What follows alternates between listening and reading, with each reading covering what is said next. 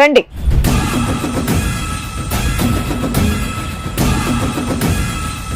నమస్తే అండి కృష్ణ గారు. నమస్తే అండి. ఇదిగోండి మీ ఆవిడ రమణి గారు. మీరు చాలా మంచి వాళ్ళు, మమ్మల్ని చక్కగా పెళ్ళైనప్పుడు నువ్వు చాలా బాగా చూసుకున్నారు, పిల్లల్ని బాగా చూసుకున్నారు, మాకేది కావాలంటే అది ఇన్నేళ్ళు చేశారు. బట్ ఒక 2 నెలలుగా మమ్మల్ని చాలా ఇబ్బంది పెడుతున్నారు, మాకు ఇష్టం లేని పని చేస్తున్నారు అని చెప్పేసి అంటోంది. మరి అది ఎంతవరకు నిజం, ఏంటి, ఎందుకు అలా చేస్తున్నారు? ఇన్నేళ్ళు మంచిగా ఉన్న వాళ్ళు సడన్ గా ఏంటి మార్పు మీలో? అంత దానగుణం ఎందుకు వచ్చింది అని. అదేం లేదు మేడం గారు, నా దగ్గర కాస్త ఎక్కువే డబ్బులు ఉన్నాయి. నేను హెల్ప్ మామూలు ప్రజల్లో హెల్ప్ చేసే గుణం ఎక్కువ. సోషల్ సర్వీసెస్ చేస్తూ ఉంటారా మీరు? చేస్తూ ఉంటాను. ఇంటి లోపలికి వెళ్ళి ఇంటి బయట కూడా చేయొచ్చు కదా సోషల్ సర్వీస్. లోపలికి వెళ్ళి ఫోటోలు తీసుకొని సర్వీస్ చేయాలి. దేవుడు అని ఇంట్లో ఫోటో పెట్టుకుందా? వాళ్ళకి కూడా కొంచెం హెల్ప్ చేద్దామని. సరే చెయ్యండి. ఫోటోలు ఏంటి మరి? ఫోటోలు ఏమో వాళ్ళు సెల్ఫీ తీసుకుని వాళ్ళు ఏదో పెట్టుకున్నారు. మీ మీద అభిమానంతో పెట్టారా? ఫ్రేమ్ కట్టి పెట్టుకున్నారు. ఏంటి గుమ్మ ఎంట్రన్స్ లో పెట్టారట? ఎంత ఇచ్చారు, ఎంత డబ్బులు ఇచ్చారు? దగ్గరగా అంతా మెయింటెనెన్స్ నేనే చూస్తాను. ఎన్ని సంవత్సరాల నుంచి చూస్తున్నారు సార్? 1 year 2 years నుంచి. ఓహో, ఆవిడకి తెలిసి 2 నెలలు, మీరు చేసేది 2 ఏళ్ళు. కాదు కృష్ణ గారు, మీరు డబ్బులు ఇస్తున్నారు, ఆవిడ ఏమి ఇస్తుంది మీకు? ఫ్రీ సర్వీస్ ఏమైనా ఉందా? ఏం లేదా? పుణ్యం వేస్తుంది. ఎంతమంది చేస్తున్నారు పోనీ చెప్పండి. ఆవిడ ఒకతేనా, ఇంకెవరన్నా ఉన్నారా అలా? ప్రజలు మీ సోషల్ సర్వీస్ తగలయ్యా? ఎంతమందికి సోషల్ సర్వీస్ చేశారు సార్ ఇప్పుడు దాకా? అంటే మామూలుగా ఏదన్నా ఊరికి ఏదన్నా అవసరం అంటే చేస్తా ఉంటాం. మీ ఇంటి సర్వీస్ ఎవరు చేస్తారు? ఇలా ఒక సోషల్ సర్వీస్ ఎంతమందికి చేశారని అడుగుతున్నా. మీ ఫోటో ఫ్రేమ్ పెట్టుకుని అంత సోషల్ సర్వీస్. ఫోటోలు ఏం పెట్టలేదండి, మామూలుగా చేస్తా ఉంటాను. ఆవిడేమొచ్చి మధ్యతరగతి కుటుంబం అంటుంది, రెక్కాడితే డొక్కాడిన కుటుంబం అంటుంది. నువ్వు హోమ్ సర్వీస్ వదిలేసి సోషల్ సర్వీస్ అంటావేంటి? ఏంటి ఆ సోషల్ సర్వీస్ లో డబ్బులు ఒకటేనా, ఇంకేమైనా సర్వ్ చేసుకుంటారా? డబ్బులు ఇస్తా ఉంటాను ఏదైనా అడిగితే. మాకు ఉంది, మా అత్తగారు ఇచ్చారు, నాకు కూడా వెనకాల బానే ఉంది. ఆవిడ అదే చెప్తుంది, బానే ఉందని. మా మిస్సెస్ గారిని కూడా బాగా మిస్సెస్ గారు అన్నారు చూడండి, అక్కడే అర్థమైపోయింది. మీరు అనేది ఏంటంటే మీరు చేసే సర్వీస్ ఓన్లీ వాళ్ళ ఇంటికి వెళ్ళి వాళ్ళ ఇంటి లోపల కూర్చుని 2 ఫోటోలు తీసుకుంటేనే జరుగుతుంది. ఇంటి బయట సర్వీస్ అవ్వదు, గుడి మెట్ల దగ్గర అవ్వదు, అంతేనా? ఇంటి లోపలికి వెళ్ళి సీక్రెట్గా వెళ్ళి లోపల నుంచి గడి పెట్టుకుంటేనే సోషల్ సర్వీస్. ఎంత సర్వీస్ చేయకపోతే సెల్ఫీ తీసుకొని డోర్ ఎంట్రన్స్ లోనే పెట్టుకుంటారు. చెప్పడానికి కూడా ఒక అర్థం ఉండాలి. ఆవిడకి ఎందుకంటే అంత సోషల్ సర్వీసు ఏంటంత? ఆవిడ అంత దిగజారినటువంటి పరిస్థితి ఏంటంటే మీ మీద భార్య భర్త పిల్లలు ఎవరు లేరా, కుటుంబం లేదా? మరి మీ సర్వీస్ ఎందుకంట? అలా ఆయన ఏం చేస్తాడు ఇంతకి? వదిలేసాడా, ఉన్నాడా? తెలీదండి నాకు. తెలీదా? ఆవిడ ఎక్కడ పరిచయం అసలు మీకు? ఆవిడ నాకు ఇట్లానే ఇట్లా మా ఇంటికి ఇట్లా వస్తా, ఏదో ఊర్లోనే కదా అవుట్ పక్క 2 బజార్లు అవతల వాళ్ళు 5 kilometers ఏదో ఉన్నారని చెప్పారు. అదే అటుపక్క. ఆడవాళ్ళకే చేస్తారా, మగవాళ్ళకి కూడా చేస్తుంటారు? ఊరంతా ఏదైనా సహాయం చేస్తా ఉంటాం. ఎవరు ఆవిడ అదైతే చెప్పలేదు, అంత దానగుణం అని ఏం చెప్పలే. సీక్రెట్ గా బాబుని తీసుకెళ్లి టపటప అని డోర్ కొడితే మీరు రెడ్ హ్యాండెడ్ గా దొరికారు. లక్కీగా బట్టలు వేసుకునే కనిపించారంట. అది ఆవిడ చెప్పే స్టోరీ. వేసుకుని ఏమి హెల్ప్ చేస్తున్నారో అని అడుగుతుంది మీ ఆవిడ. భార్య పిల్లల్ని తిండి పెట్టి షెల్టర్ ఇస్తే చాలా. మేడం గారు, నేను మధ్యలో మాట్లాడుతున్నానని మీరు కొంచెం పర్మిషన్ ఇస్తే నేను మాట్లాడగలుగుతాను. లేదండి, అయినా చెప్పేదంతా కొంచెం నమ్మదగ్గంగా లేదండి. మేము నమ్మామని చెప్పామా? మేము నమ్మలే. వినాలి, కాసేపు స్టోరీ వినాలి కాబట్టి వింటున్నాం. మీ ఆయన ఎన్ని రకాల అబద్ధాలు చెప్తాడో మేము వినాలా. డబ్బులుంటే ఎవరో పనిచేయరు కదా మేడం. అవును, డబ్బులు అంటే ఎవరికే సేదేం కాదు కదా. డబ్బులుంటే మనం ఇంకా కొంచెం స్థాయిలోకి ఎదగాలని కోరుకోవాలి. కానీ ఇప్పుడు ఆమెకు ఒక్క ఆమెకే చేసినట్టు ఇంకా 10 మందికి చేసేయచ్చు కదా. చేస్తున్నాను అంటున్నాడు అక్కడ. లేదు మేడం, ఎవరికి చేస్తారు? ఇంకొకరికి ఎవరికి ప్రూఫ్లు చూపించమనండి. అదే మేము అడుగుతున్నాం, అదే అడుగుతున్నాం. ఏమి లేదండి, ఆయనలో మార్పులు రావటం. మీ ఆవిడ రోజు నీ ఫోటో పెట్టుకుని రోజు గంట హారతి ఇస్తుంది. తీరా చూస్తే 2 నెలల క్రితం సినిమా బొమ్మ వేసావు, దాన ధర్మాలు చేస్తున్నానని చెప్పి. రమణి, నువ్వేమొచ్చి చేస్తున్నట్టుగా ప్రూఫ్లు అడుగుతున్నావు, అతను చెయ్యట్లేదని ప్రూఫ్ అడుగుతాడు. ఏమంటావు?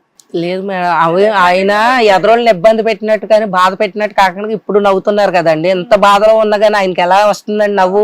అలవాటు అవుతే నవ్వు వస్తుంది. తోనే మమ్మల్ని ఇప్పటిదాకా నమ్మించుకుంటా వచ్చారండి. ఆయనలోను మార్పు మాకు తెలిసిద్ది కదండి.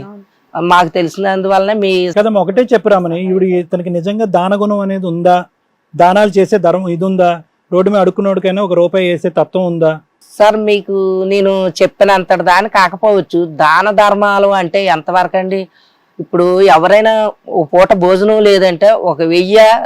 అమ్మా, ఇప్పుడు ఆ అమ్మాయికి చేసేది దాన ధర్మం అని మేము అనుకోవట్లే మేడం గారు. నేను అదే అనబోతున్నాను.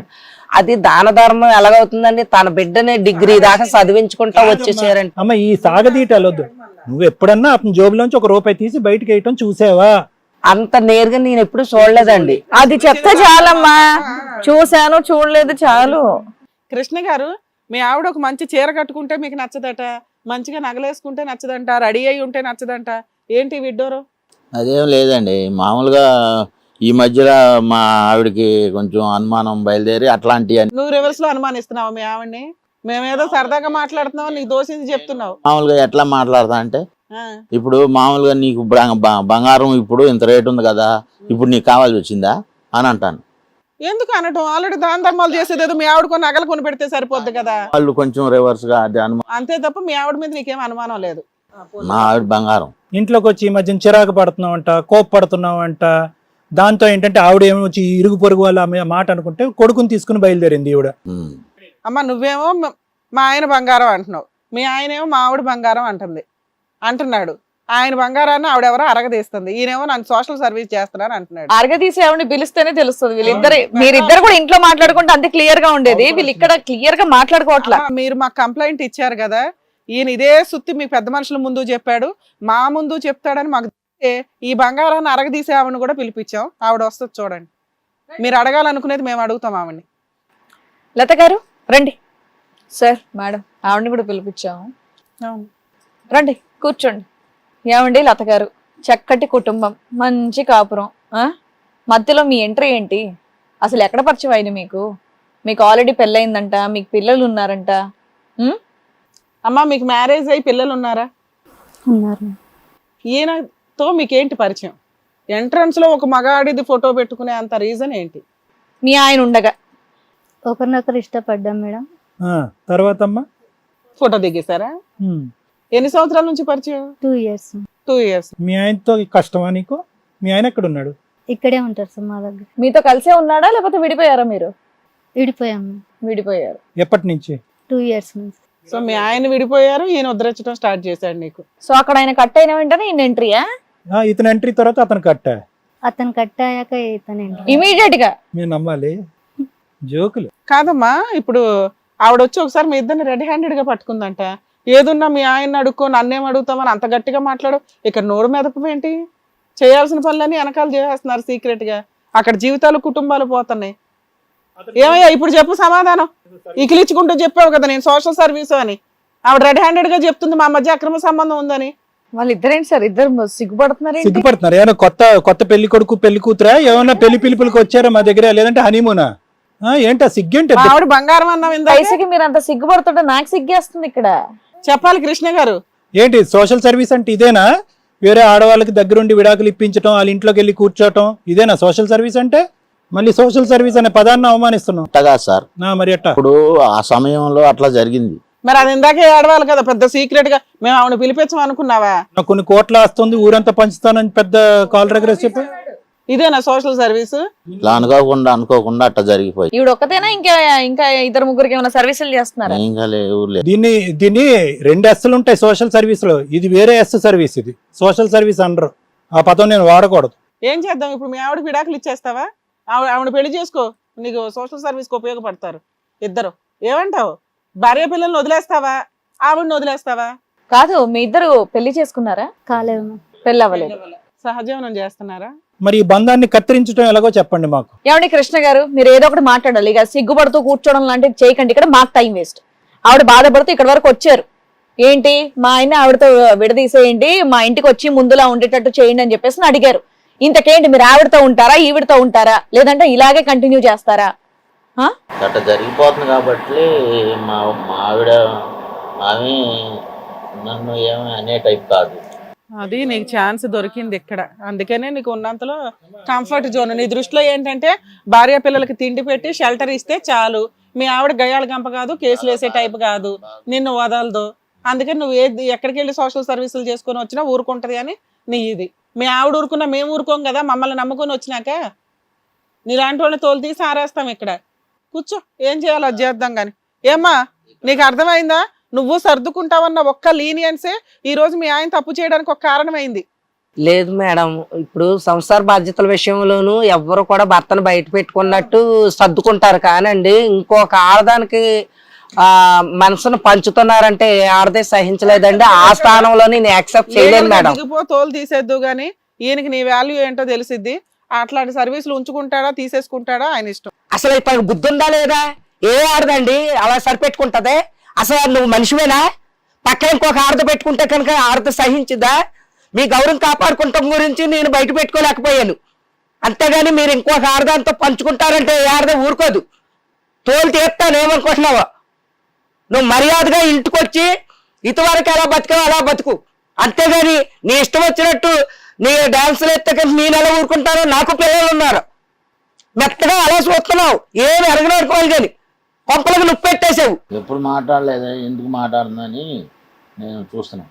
ఇంతవరకు ఎప్పుడు మాట్లాడేదాకా నాకు రాలేదు. ఇప్పుడు వచ్చింది కాబట్టి నేను సమాధానం చెప్పాల్సి వస్తుంది. మా దాకా వచ్చినాక ధైర్యం వస్తుంది కదయ్యా. ఇక్కడికి వచ్చినాక కూడా అలా ఉంటదని ఎలా అనుకున్నావు? రమణి గారు మీరు కూర్చోండి. కూర్చున్నాం. ఏమండి కృష్ణ గారు, ఇప్పుడు సార్ మనం ఏం చెప్తే ఆవిడ యాక్షన్ తీసుకోవడానికి రెడీగా ఉన్నానని చెప్పింది. మీరు చెప్పండి, మీ ఫ్యామిలీతో ఉంటారా లేదంటే ఆవిడతో ఉంటారా? లేదంటే ఇలాగే కంటిన్యూ చేస్తా అంటే మిమ్మల్ని ఏం చేయాలనేది ఇక్కడ వీళ్ళిద్దరు చెప్తారు.